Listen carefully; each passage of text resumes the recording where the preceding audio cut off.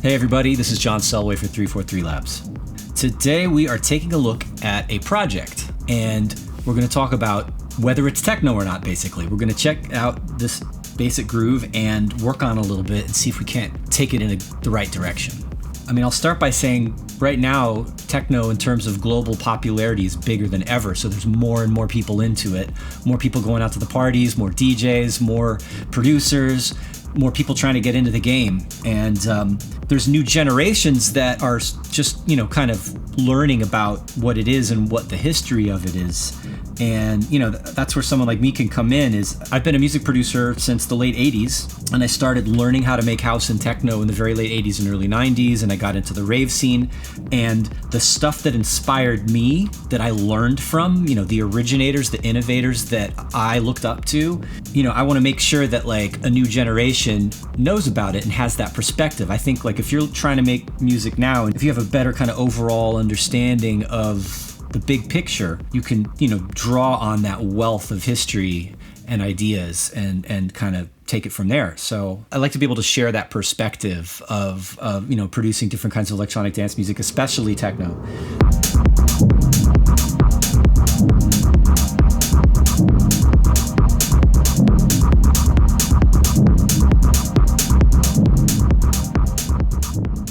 Well, I've got a project here that was given to me. Should I say who it's from? Does it matter? No, that's not. Yeah, all right. That's not. And there's just a couple of elements. It's super basic, and it kind of has a couple of the fundamental things that you might identify as being techno, depending on your point of view. Of course, there are different subgenres and flavors and feelings and moods of techno. You can go deep and groovy, you can go hard and banging and ravey and apocalyptic and everything in between. That said, a lot of different people have different ideas about what techno is. So we can't say, okay, this is techno, underline, exclamation point, right? It's bigger than that. But I'm going to listen to this simple beat and bass line that I have here in Ableton Live and take it in a direction. Is it already kind of techno? Yeah, a little bit. What flavor of techno is it? Where do I go from here? How do I make this sort of more definitely a specific genre or subgenre, right? Let's take a listen.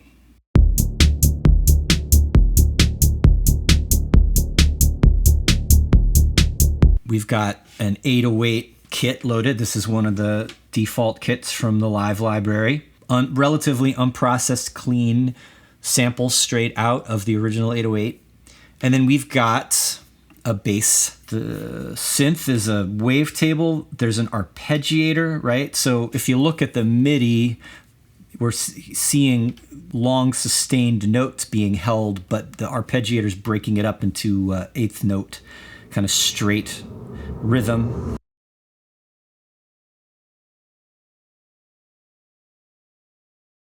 Let's listen to it again. My first instinct here is like, it's not exactly techno.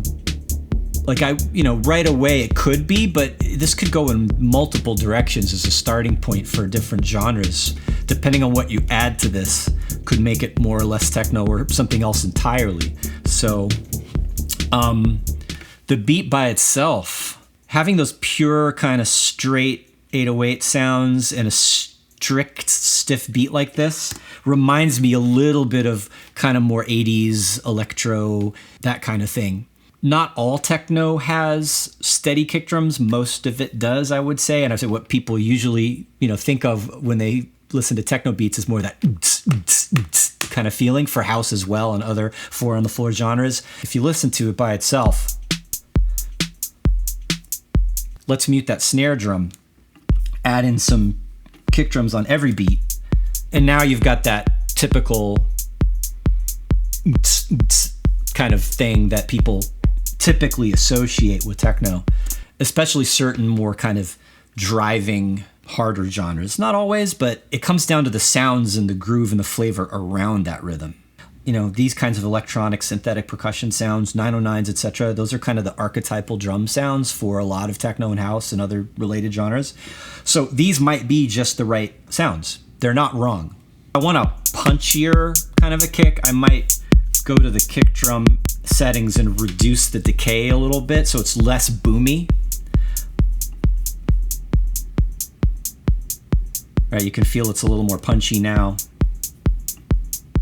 If you go back to the Detroit stuff in the late 80s into the early 90s, and then, there's stuff before that, but like what we know globally as techno, I believe really became a thing when the Detroit innovators sort of took ownership of it. That's what they called it. A lot of that music has funk in it. It has syncopation in it. It has soul in it, right? For me, the best techno that's even like the really complex, crazy, futuristic, out there stuff has an element of that in there. There's got to be some sophisticated rhythm at some level, whether it's in the loops or in subtle things about the hi-hats. I like the idea of giving this a bit more of a groove and being a little bit less straight. I think that's what it comes down to. And probably, all right, I'm going to ditch the arpeggio and actually just play program in the rhythm that I would like. So I'm just gonna hit record and see what happens.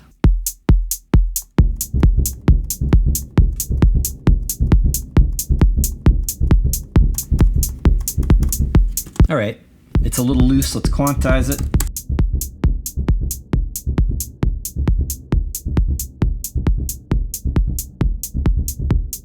I'm gonna go back to the drums. Let's check out this hi-hat. This is like a nice, bright, thin sound. And I want something that's a little dirtier, a little more mids in it, a little more meaty, right? I've got a million hi-hats to choose from. Which one do I pick? That one's good. I'm gonna try that one. And I'm actually gonna add it in as a layer. I'm gonna keep that other one.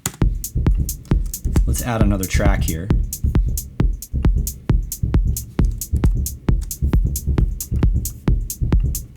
Go ahead and make the MIDI already. I haven't even put the sound in. All right, I've got that hi-hat in a simpler on a MIDI track, and there we go. Something I noticed when I started learning how to make techno, and some of my favorite stuff, always had a lot of interesting layers and syncopation in the high frequency percussion. So like, it's a very techno thing to actually have a ton of hi-hats and ride cymbals and things like that. I mean, and it works in a lot of different variations of the genre. I mean, you'll hear like a lot of high frequency percussion in layers over the course of an arrangement that really adds a lot of energy. And it's something that always works that I almost always fall back on. If I take that 808 hi-hat and make a faster, more rolling kind of pattern with that. Right, let's just listen to that on its own. And I just put in a couple of extra 16th notes on the first quarter note, and I'll duplicate those out.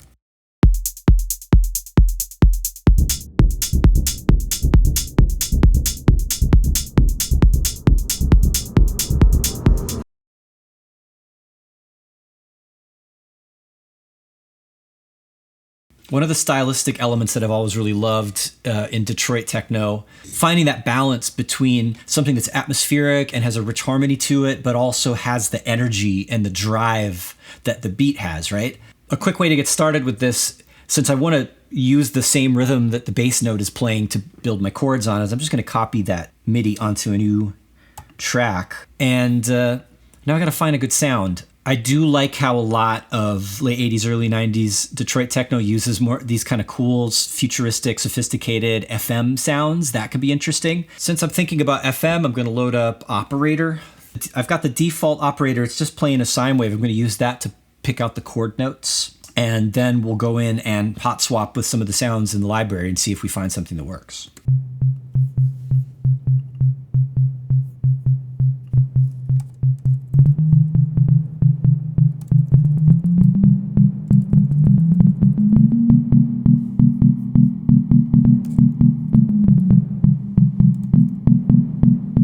Hot swap, and that's already nice. I mean, this is in the ambient and evolving section of Operator. I wonder how that sounds with the beat. It kind of works if you want to go lighter. All right, that was just the first try, and I already like it, but let's see what else we got. We can always come back to it. Sometimes it doesn't even matter what the notes are. This sounds really cool as a layer. Like a rhythmic, weird, noisy, atmospheric layer. In fact, let's make another track. I'm going to drag that down again. I'm going to keep that. That was accidentally really cool. I'm going to keep that in the background. Let's turn it down a little bit. Let's see if we found something a little more interesting. That's cool.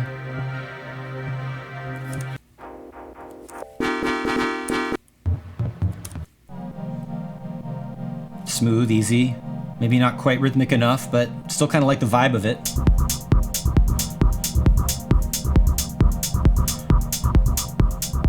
I'm gonna stick with that, actually. It's just rhythmic enough. I really like where this is going. I'm gonna keep this how it is. I like this kind of floating groove that's happening right now with that chord repeating with the bass.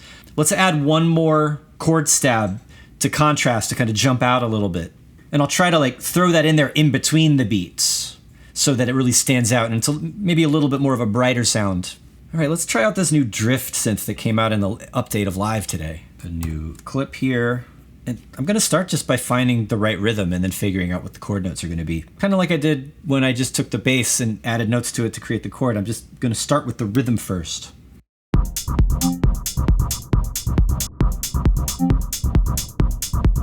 That might be it. Sometimes it's just one note in the right spot.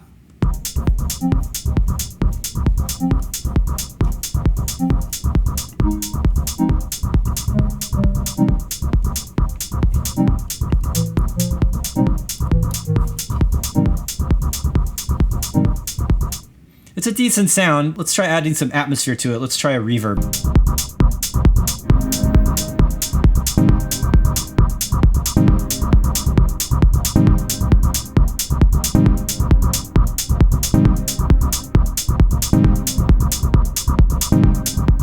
It's smooth, but it's still fast and energetic and pushing forward. That's something that I look for, you know, whether I'm going deep or going harder, having that forward motion, that like speeding through the cosmos kind of vibe that you get from this kind of techno. There's something about, you know, techno and other similar genres, there's certain limitations that you work within that you can be super expressive within. If you go far outside of them, you might be taking a big risk. You know, people might stop dancing or no one might play your track at a party, but you know, it really just depends on your goals. So looking at it through that lens of a functional dance music that's techno or subgenres of techno or house or whatever it is, you're trying to be as creative as you can, working within those limitations that you know are effective on the dance floor. And then musically, a lot of times, like certain rhythms work better than others in a way, and certain grooves and feelings work better than others. So keeping it simple in that respect, and then exploring the outer edges of sounds and musical ideas and different combinations of sounds and genres is really a good way to progress and move forward. Hope you all enjoyed taking this little journey with me, starting with the basic beat and moving it forward in a different direction, right? Sort of exploring some different fundamental techno ideas. And thanks very much. This is John Selway for 343 Labs. See you next time.